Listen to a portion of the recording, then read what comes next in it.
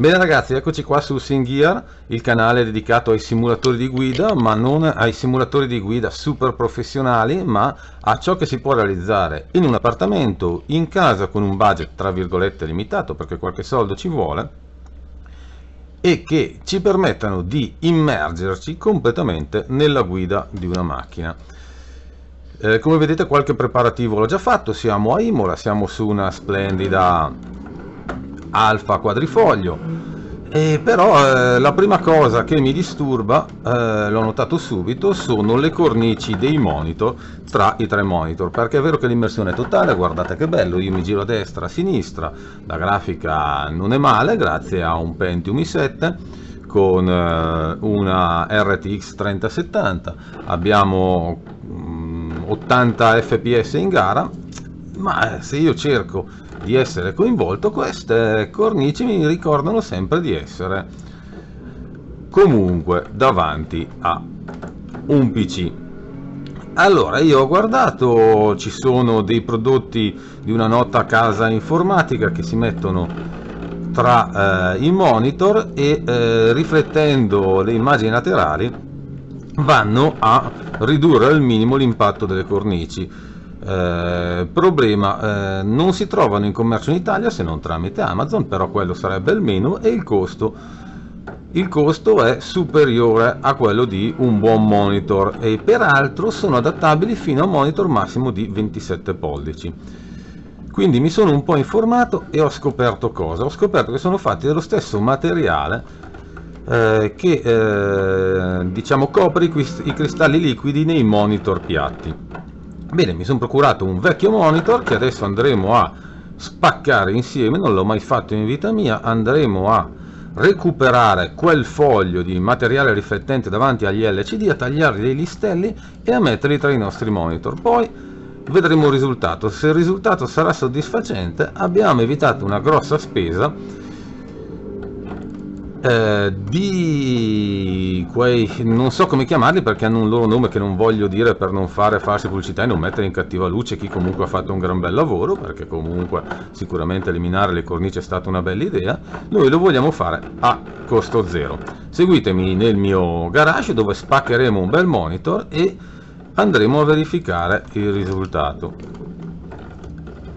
Ovviamente cambieremo anche almeno la corona poi, perché come vedete si fa fatica a leggere i dati di questa splendida Alfa in questo splendido circuito italiano che è Imola. Bene, se continuo così mi attacco a giocare, per cui mi fermo, blocchiamo e andiamo in garage ragazzi. Allora, prendiamo un vecchio monitor, questo forse è troppo vecchio, vediamo cosa salta fuori e cominciamo col svitare tutte le viti.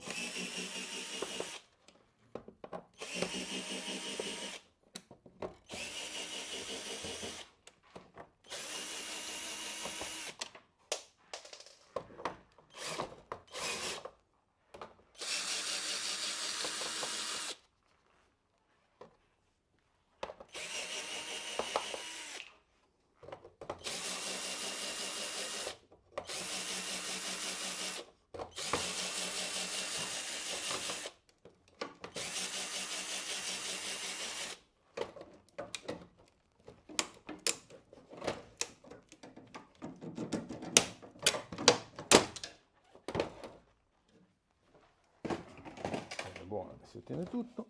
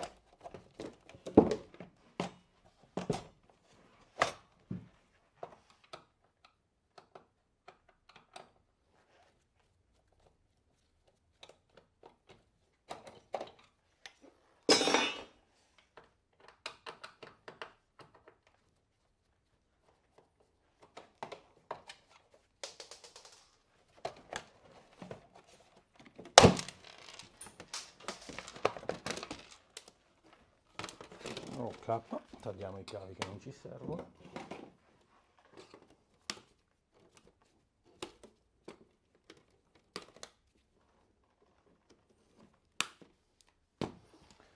E vediamo cosa abbiamo qua. Allora, via, via, via. Allora, ciò che dobbiamo fare noi adesso è accedere allo schermo. Anche questo è affittato, poi ogni TV o monitor è fatto a suo modo.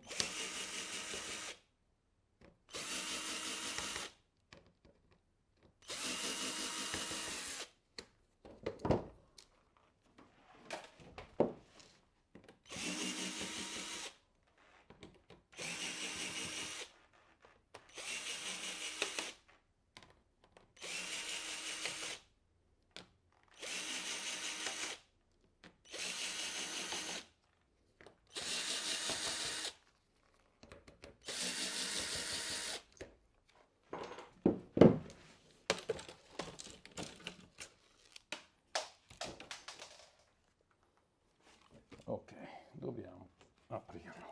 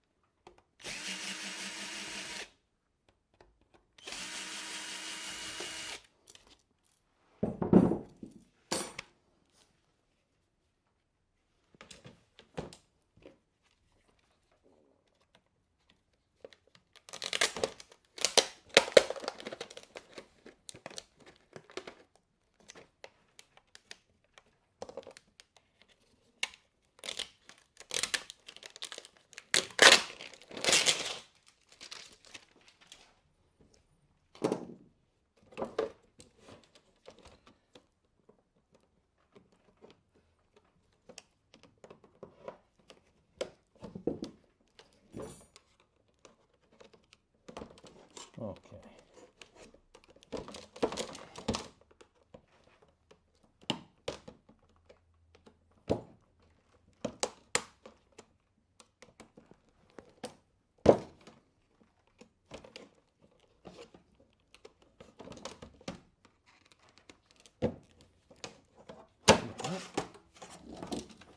Anche questo è venuto via.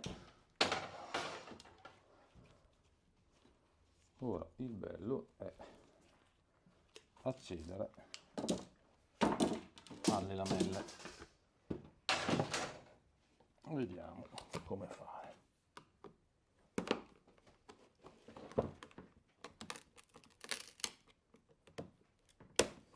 Allora, queste andiamo a tagliare.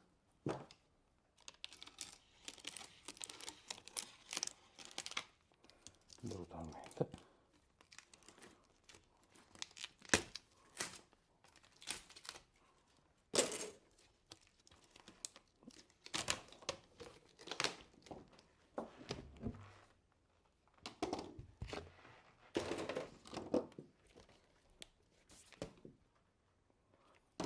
Allora, vediamo se è qua dentro o è questo. Dovrebbe essere questo il foglio riflettente. Vediamo, vediamo. Andiamo a rompere tutti questi innesti, uno dopo l'altro.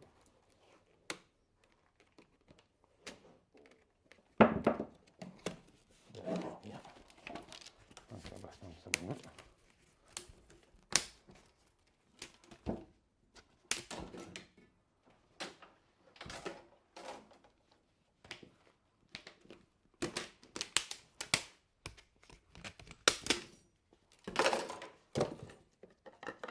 Eccolo qua.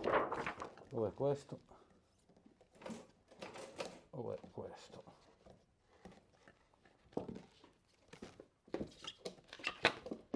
Quanti che ne abbiamo? Adesso dobbiamo capire quale di questi fogli è quello consono da usare al nostro obiettivo.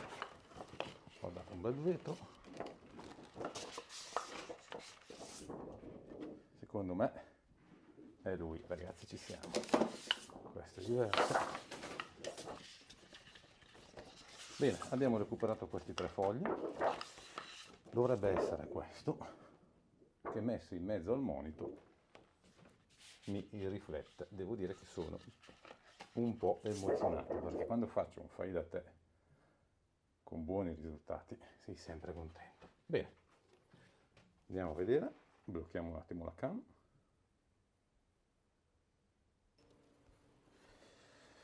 Bene ragazzi, ci siamo procurati il nostro foglio, quello posteriore al monitor.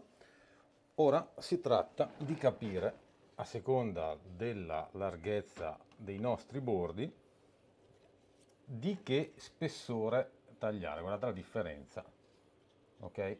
Bisogna fare delle piccole prove. Ricordatevi che non è uguale a destra e davanti e dietro. Scusate. Ecco perché vi consiglio di avere più di un monitor. Vedete, troppo grande non fa effetto. Della misura giusta invece è perfetto. Attenzione a manipolarlo perché si rovina con molta facilità. Vi consiglio di procurarvi un monitor abbastanza grande da avere abbastanza materiale per fare tutte le prove del caso. Questo è il mio foglio.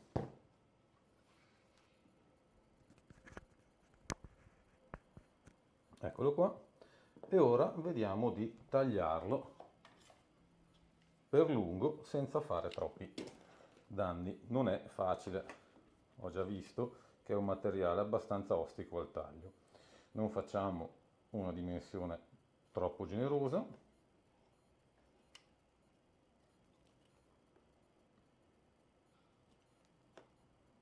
Questa è la dimensione giusta, secondo le mie prove.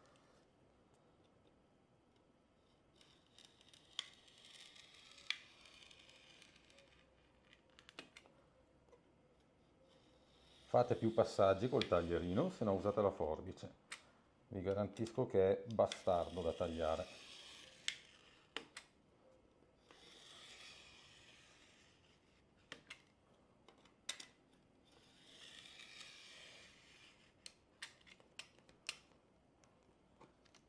Ecco qua. Potete poi rifilarlo sempre col taglierino, cercate di non rigarlo. Rifilare col taglierino significa infilare il taglierino laddove avete tagliato e proseguire il taglio.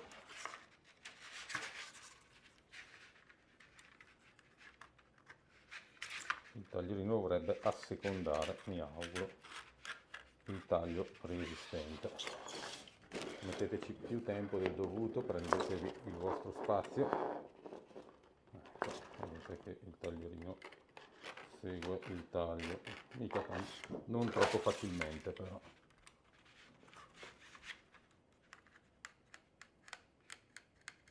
Ok, andiamo ora a vedere il risultato.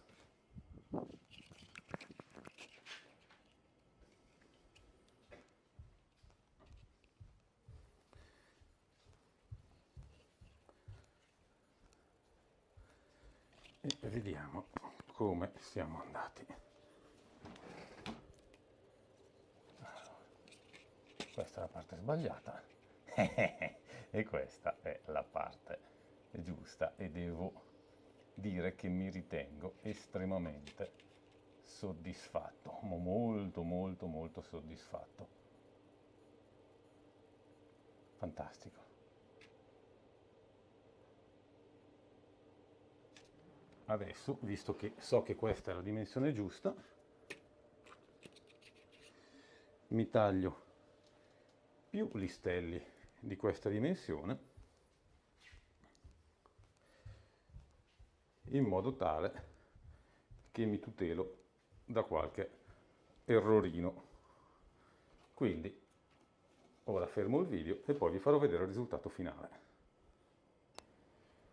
Bene ragazzi, questa è la cornice eliminata, questa è la cornice non eliminata. Direi che il risultato è... Siamo tornati a Imola, siamo tornati sulla nostra Alfa, ma non abbiamo più i bordi dei nostri monitor. Tutto questo grazie a un monitor usato da buttare via, quindi costo zero, e un'altra forma di coinvolgimento.